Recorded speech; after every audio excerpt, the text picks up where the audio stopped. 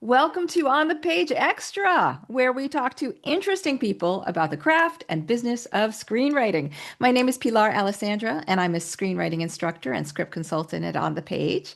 And today, my guest is someone I've known for a while. His name is Seth Hoffman, and he is the showrunner for season 3 of The Walking Dead Dead City, which premieres on AMC and AMC Plus on July 26th.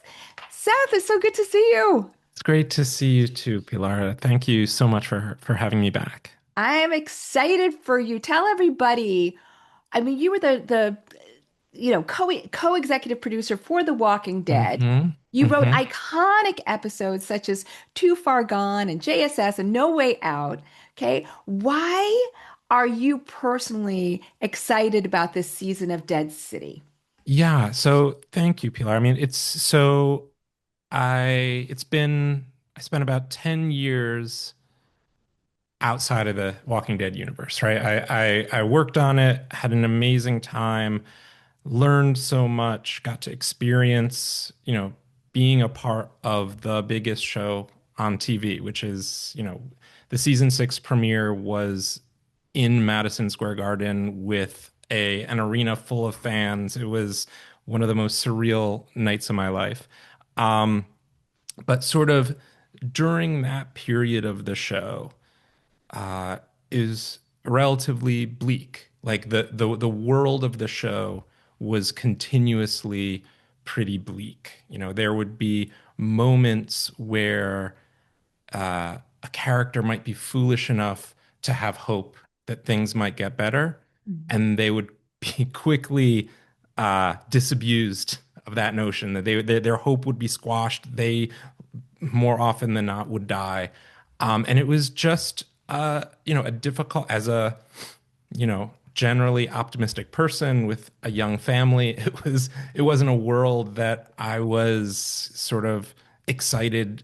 I was no longer excited to sort of really dive into that aspect of the world. Um, but now, 10 years later, where we find ourselves at the beginning of season 3, is we're at a place in the zombie apocalypse where they figured out how to make methane out of the rotting corpses of the walkers.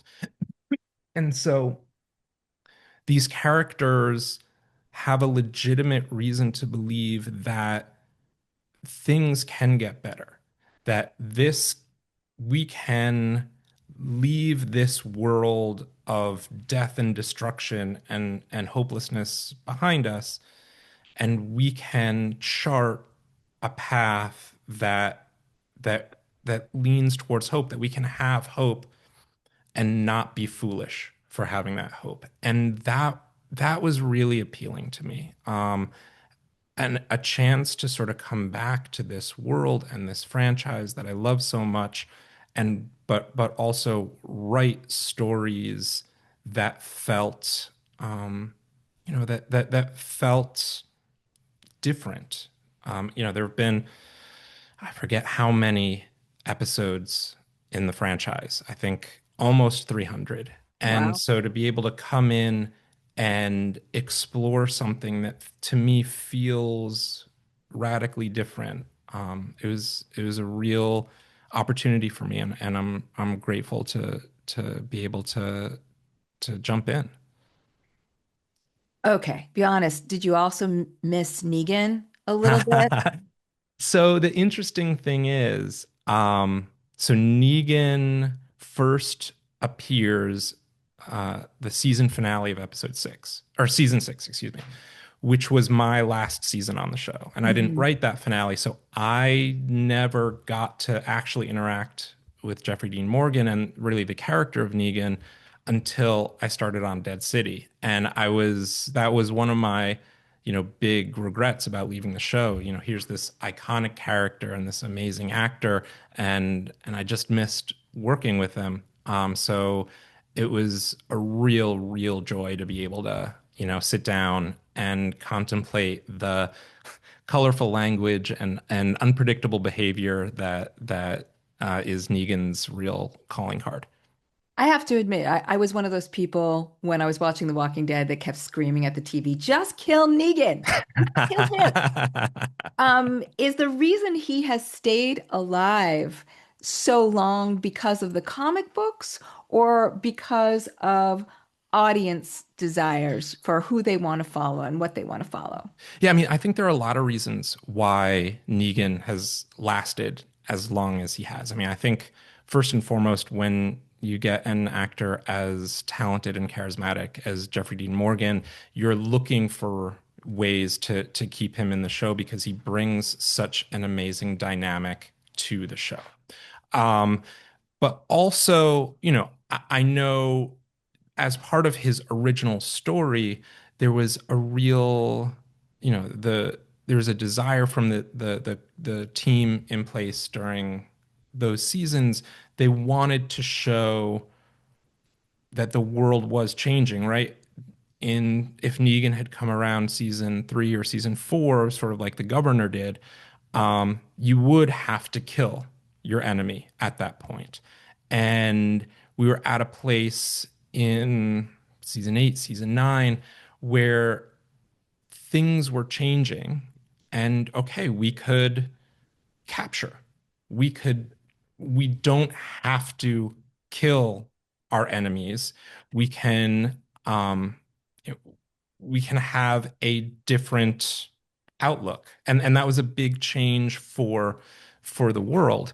And basically, I think, Negan's redemption arc during those seasons was one that, I think like you, a lot of fans were questioning, hey, why don't you just kill him?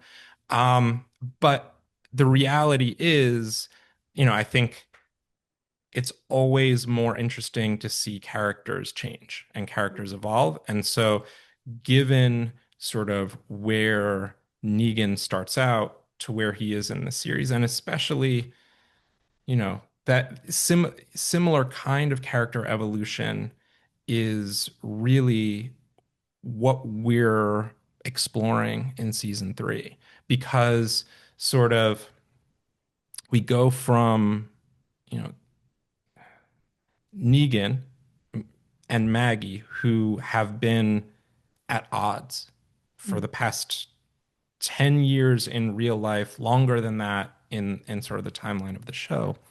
But these two characters have been at each other's throats. And this season, we're going to see what happens if they put if they put that behind them and start working together. And yeah, I mean that sort of character evolution. I think that's ultimately why characters still excite fans, excite audiences, is seeing them change, seeing them evolve. And that's why we're really interested and excited about pushing Maggie and Negan in this direction. And you make such a good point about, here I am just going, just kill him, right? Black and white. And the ambiguity of keeping this extremely flawed character alive Yeah. um, is what the characters must be feeling in the actual story. And here, an audience member, the audience around me, they're probably all feeling it too. The frustration, the conflict. Mhm. If you do go in the gray areas instead of black and white, you force your audience to feel that as well. Yeah. No, I mean, I think it's, a lot of, I've been sort of talking about the season and, it's out there, people know that Maggie and Negan are going to be working together this Mhm. season. And there is a section of the fan base that's really skeptical. That's basically saying, Maggie, this man killed your husband. How could you possibly work with him? And I think that's a completely valid question. And it's our responsibility as, the creative team to answer that in a way that makes sense. We're not oblivious to the fact that this guy killed Maggie's husband, and Maggie and him are going to be working together and making a conscious choice to put their past behind them. We have to do the work, the character work, the script work to make those choices believable. Um, and I think we did, which is why I think fans are going to be really, really excited about this season. In the writer's room, is that where you start as a showrunner Hmm. in breaking story? Do you put these questions out there? How are they going to work together? How is he going to stay redeemable? What will be the events that happen that trigger these choices, etc.? Is that where you begin as a showrunner? Yeah, I mean, I think that, I mean, I have for this season, I had an idea of where I wanted it to begin, Mhm. which was how can we get these characters working together? Because, they have been at odds for so long, and that dynamic had just become stale, right? There's just no more juice left to squeeze out of a confrontational dynamic between the two of them. So I knew I needed to change it and change it relatively quickly. And um and I also knew once that dynamic changed, once you sort of turn that ship, right? You've got so much rich story to explore in that with that new dynamic. So, I'd say it was how quickly can we realistically get these two on the same page? That I think that was really where we were approaching it because we wanted our audience to make sure that they knew, oh, this season's going to be different. So if it took 4 episodes for these two to team up, you know, you if an audience member could watch the first few episodes and feel like, oh, this is just the same dynamic that I'm getting tired of watching. So how to do it quickly and believably, that was the real challenge for the premiere. Um, how can we do that? And you know, we'll find out next week. But I think the audience is gonna be really happy with the way that we did it. Um, what do you think makes a strong showrunner? What are the guideposts that Hmm. you use, or do you think, having been in the room for a number of years, Yeah. what helps you as a writer in the writer's room? So, I've worked for a lot of amazing showrunners. Um, and my takeaway is that, for me to do the job the way that I want to do it, because it's also, you have to be a great showrunner, but it's also important to me to be also a great dad and husband. Mhm. So you can be the type of showrunner who spends 20 hours a day working on the show and your entire life is the show. But that I knew that that was not an option for me. And so ultimately, then for me, it's really about show running ultimately is about making choices. Um, it's, in the room, you're making choices about, yes, this story, no, that story. You're making choices about hiring, not only writers, but directors, department heads. You're making production choices. And you, for me, it's very important for me to hire people who I trust. Mm. And um, so I let them make a lot of those choices. So, I don't need to have oh, this entire season was all in my head. Like the way I think about it sometimes, there are certain showrunners who they have the movie in their head. They Mhm. know what they want the show to look like from the time they've started thinking about the script and they've written the script.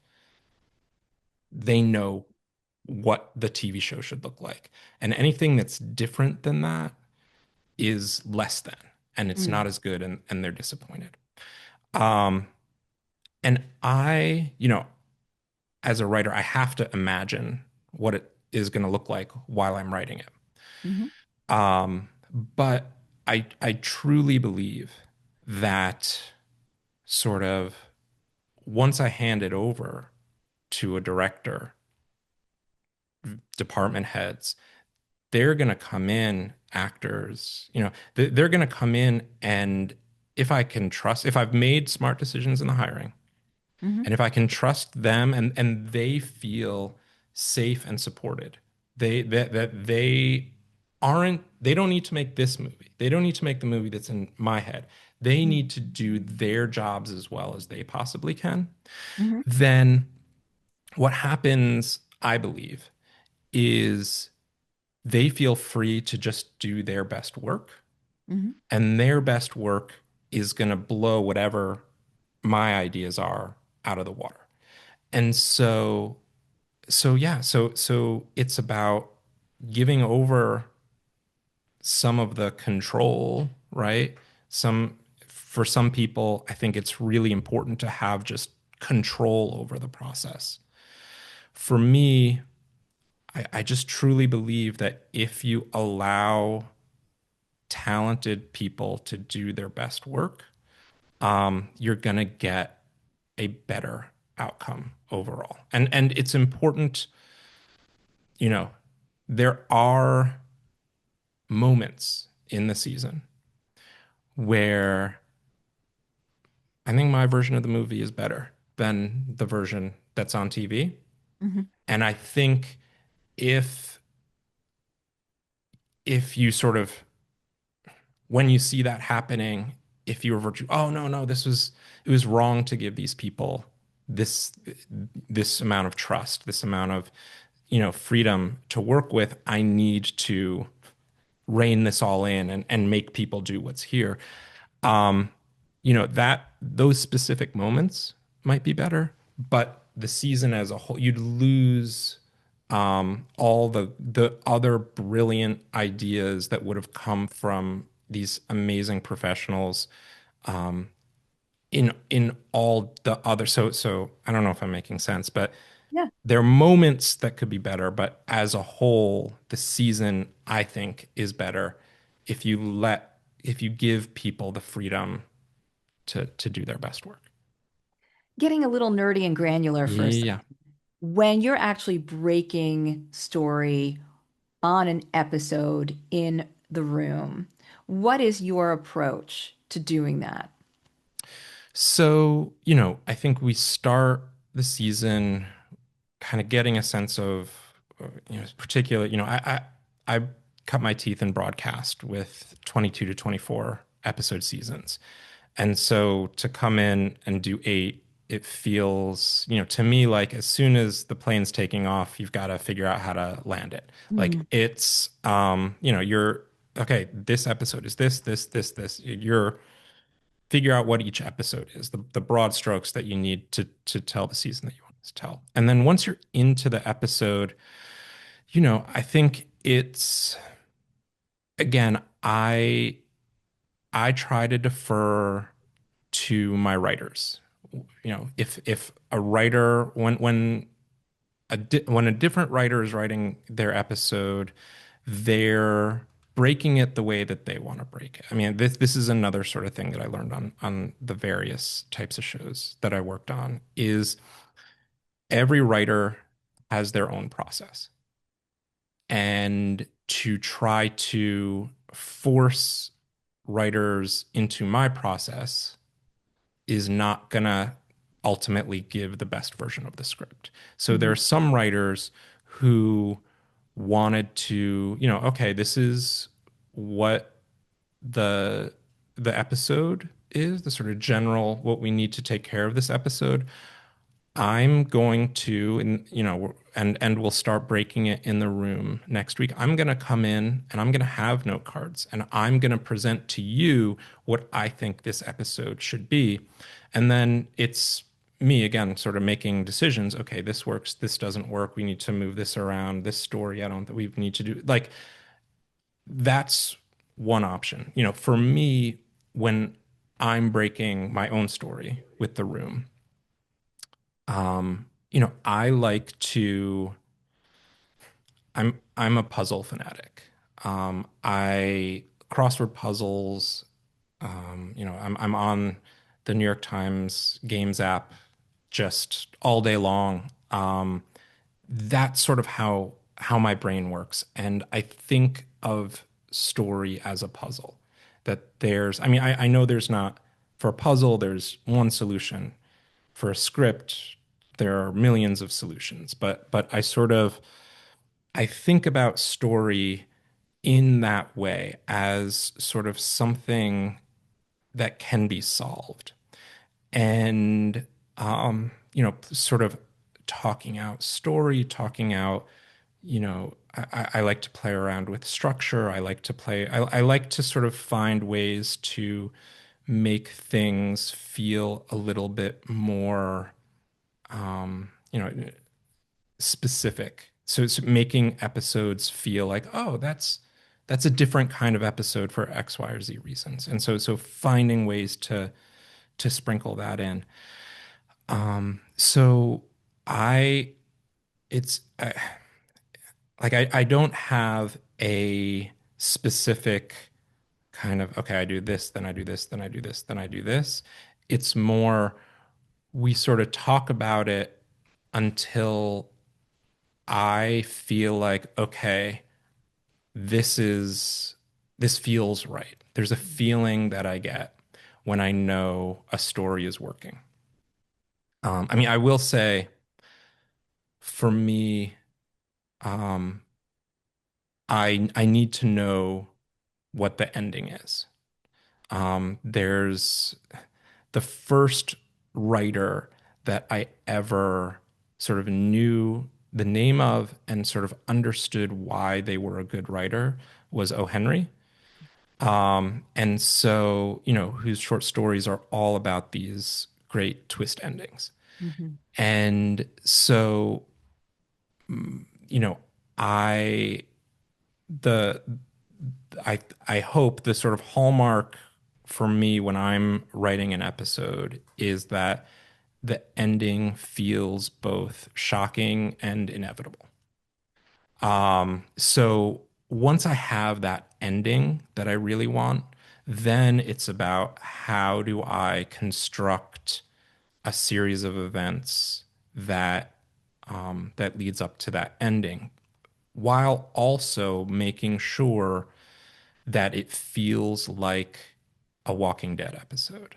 And they're Mhm. sort of, from my time on the mothership, the way we talked about Walking Dead episodes is there are some shows that are designed primarily to make you think. The Walking Dead is designed primarily to make you feel.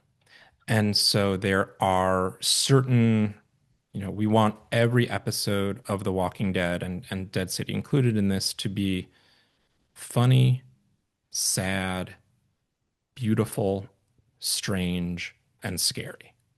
We want all of those things in every episode. So making sure that, when you're constructing these stories, you're not you're open to the totality of the human emotions that we want our audience to feel.